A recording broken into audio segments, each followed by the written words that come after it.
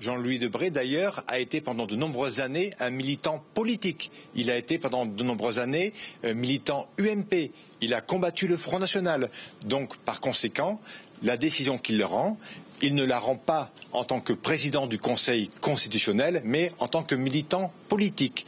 Donc, nous demandons sa démission. Mais qu'est-ce qui vous permet de dire ça? Est-ce que ce n'est pas un peu mauvais joueur? Ce n'est pas mauvais joueur, c'est que tous les arguments étaient valables.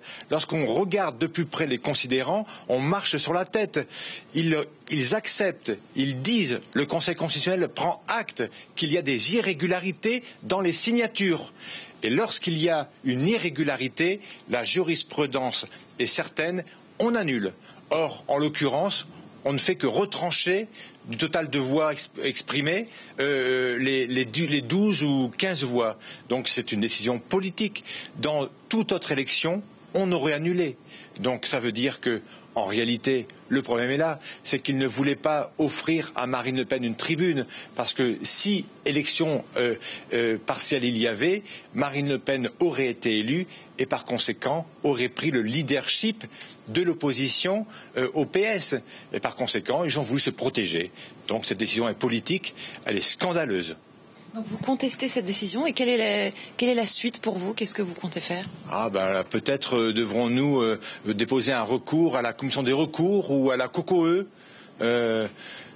puisque visiblement c'est une décision qui vient de militants de l'UMP. Par conséquent, évidemment, nous ne croyons plus du tout et d'abord il n'y a pas de recours en réalité. Est-ce qu'aujourd'hui, pour vous, la partie est définitivement perdue ou est-ce que vous avez un recours possible?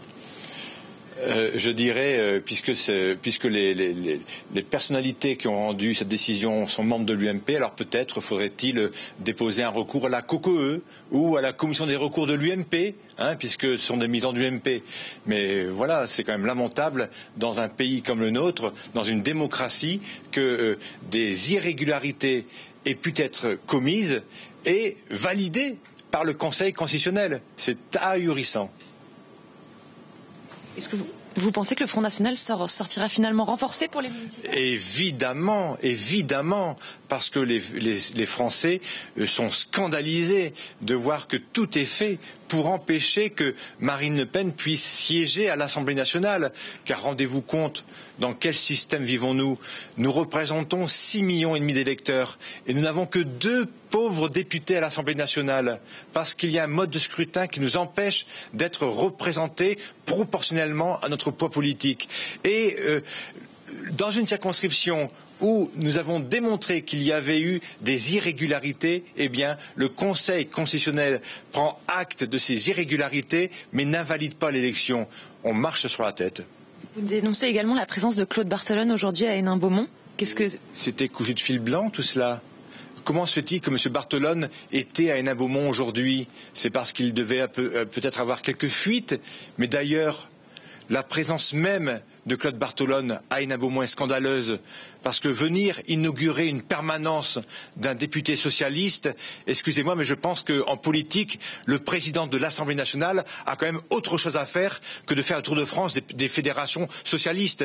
Mais M. Barthelone aurait peut-être dû venir hier à Lens, inaugurer la permanence de Lens, qui a été perquisitionnée par la police judiciaire de Lens. Bon, mais tout cela est répugnant, à vrai dire.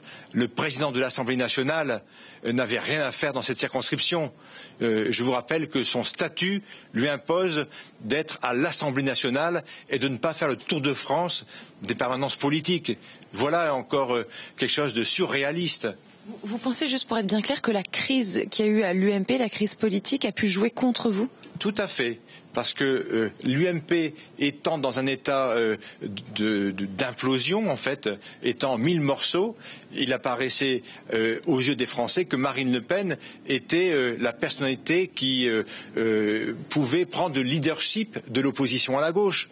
Et donc, par conséquent, comme le Conseil constitutionnel est avant tout un organe où siègent de nombreux membres de l'UMP, évidemment qu'ils ont tout fait pour empêcher que Marine Le Pen puisse demain jouer le rôle de fédérateur des opposants à la gauche. Évidemment que c'est politique, parce que demain, si une élection, si on revote, Marine Le Pen aurait passé haut la main, et donc par conséquent ça aurait fait un espèce de séisme en France. Ça aurait été un séisme politique. Que Marine Le Pen puisse être élue à l'Assemblée nationale, ça aurait eu des répercussions importantes et ça aurait été le coup de grâce pour l'UMP. Et donc voilà, les petites manœuvres entre copains, eh bien, ont eu raison aujourd'hui.